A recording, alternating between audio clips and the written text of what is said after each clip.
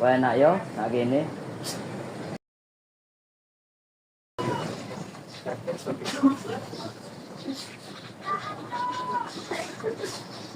Ngapain duduk di sini? Gak dikerjain tuh tugasnya? Loh, ada tugas aku. Loh, ada. Gimana sih kamu itu? Waduh, ya bu. Saya telepon anak-anak bu. Ya, dan cepat. Ya. Ayo ngevlog rek, ayo ngevlog.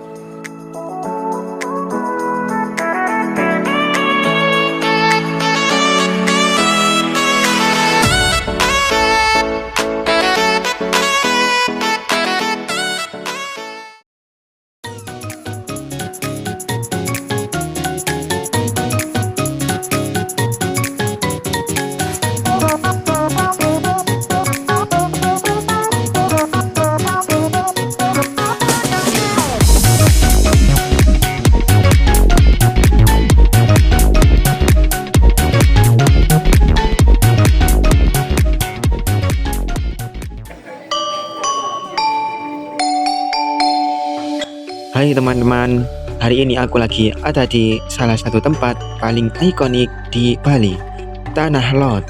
Tempat ini terkenal banget karena keindahannya, apalagi saat matahari terbenam. Tapi di balik pemandangan yang cantik, ternyata Tanah Lot juga punya cerita sejarah dan legenda yang menarik banget. Yuk kita jelajahi bareng. Halo Rek. Halo. Halo. Apa sehat lagi? Sehat. Sehat sih Rek. Saiki kini tutup lokasi Tanah Lot. Tanah Lot iki apik Rek. Sik, tak sepilno yo.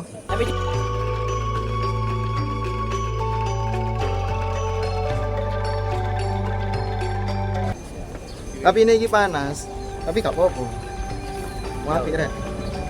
Panas Gak kepingin ta mrene. Apik iki panas-panas iki. Cara kepin mrene enten ono kelas 5 menit.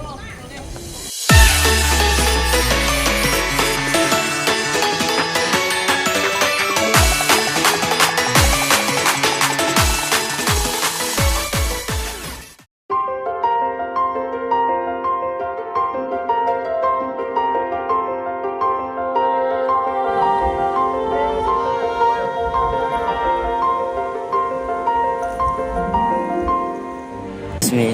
What's your name? Danilo, Danilo. and I'm from Italy. Oh, Italy.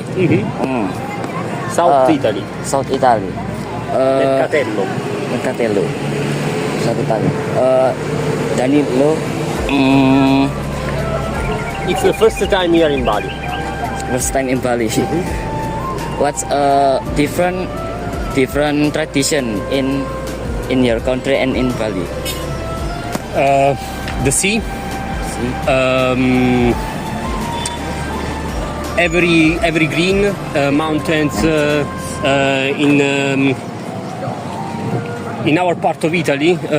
This is not this background underground, but here we find great beaches.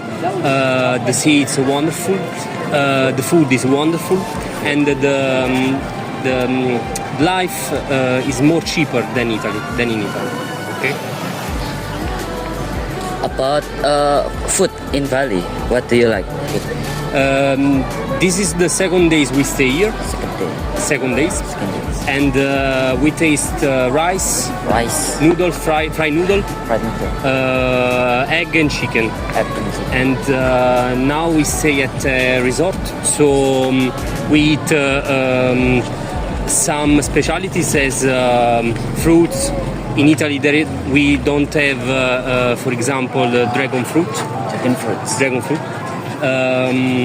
And spicy. Your kitchen is very spicy. Spicy. In Italy, no. So I like. My wife didn't like because she doesn't like spicy, but I like this type of kitchen. Yes. Thank you for interview. Thank you to you. I have a small gift, Oh, thank you. mug for my school. Okay. Hold the bag. Alia Mahika, learning and inspiring.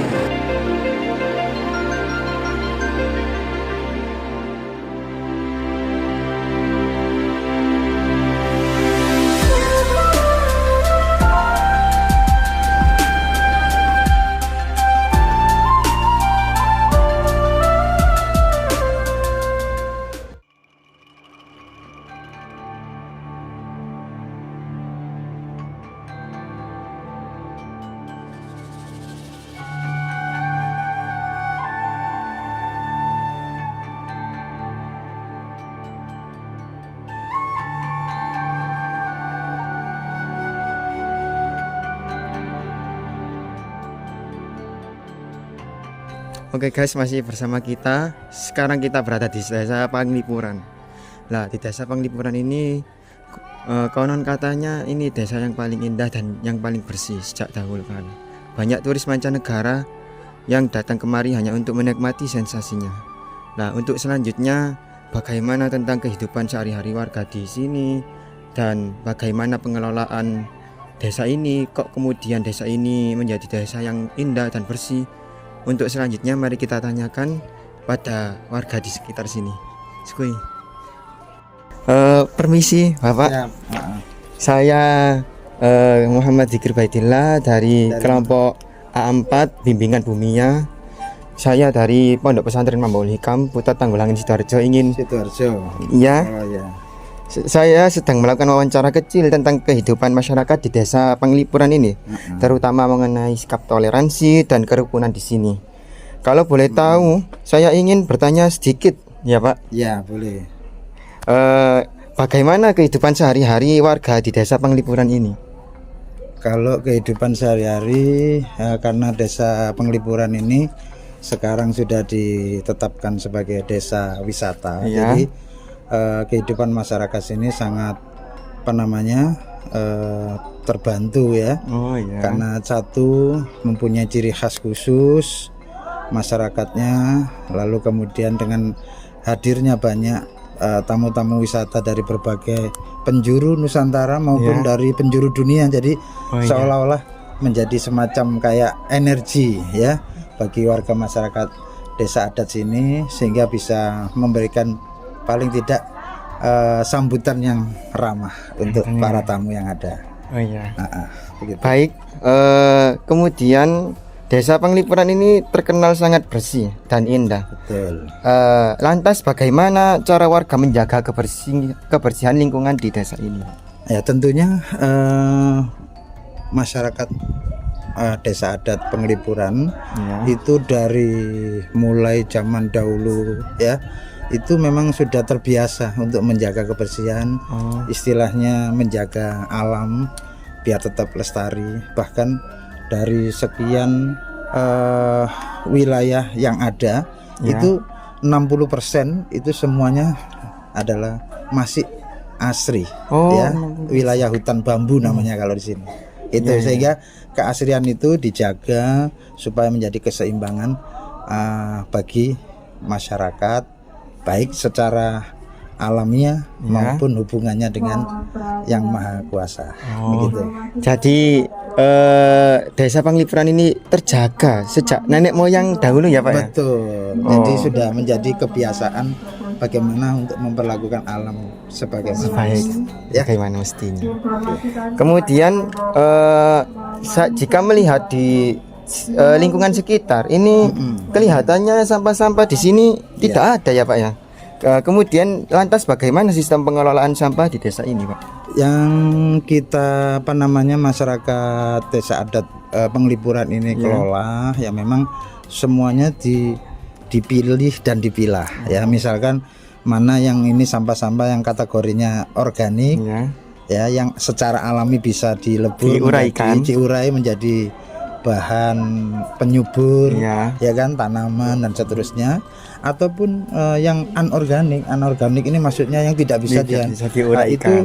Itu kita ada limbah pengelolaan khusus. Biasanya bagaimana supaya tidak sampai menimbulkan pencemaran terhadap lingkungan. Jadi semua adalah sudah menjadi standar kebiasaan.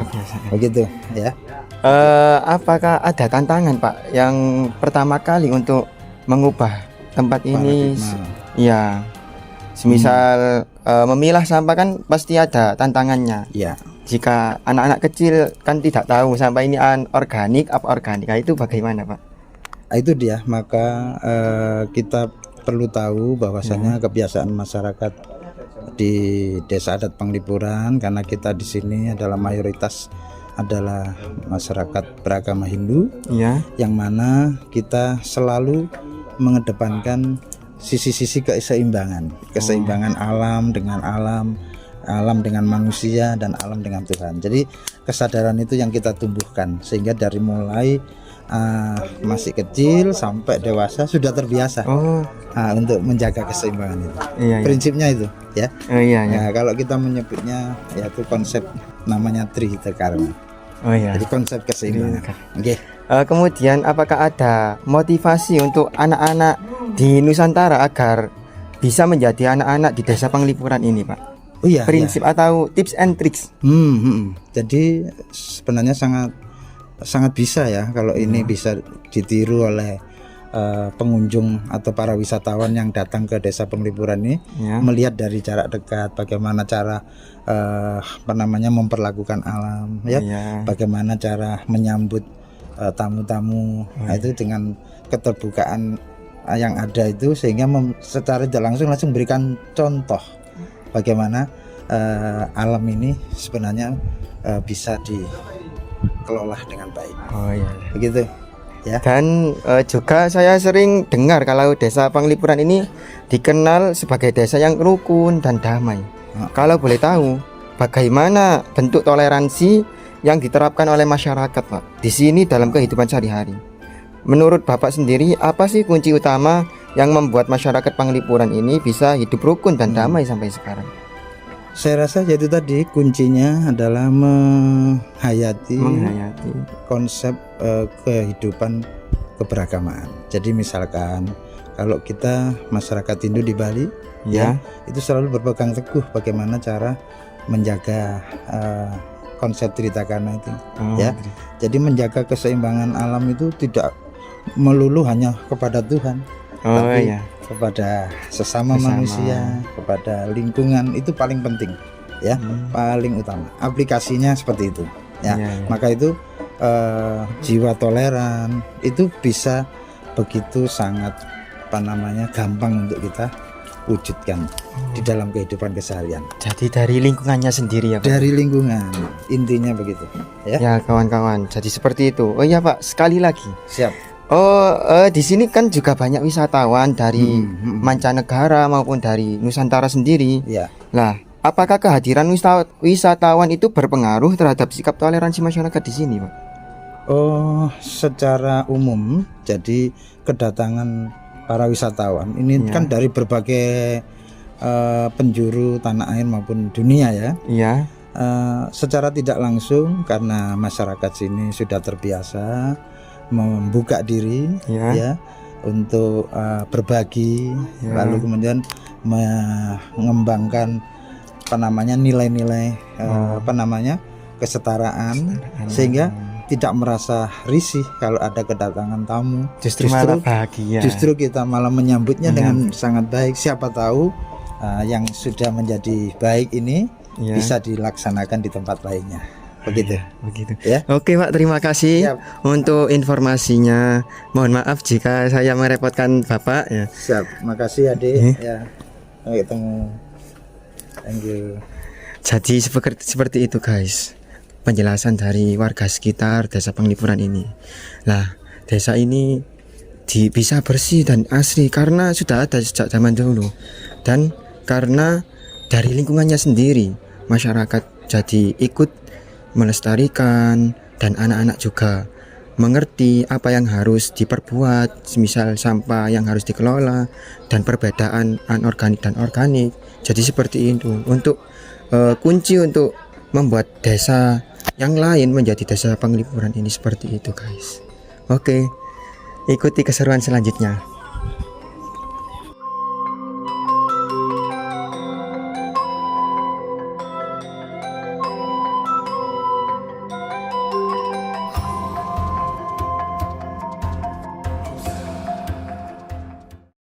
Sarapan pertama untuk kalian. Ini 5.000 dapat kopi.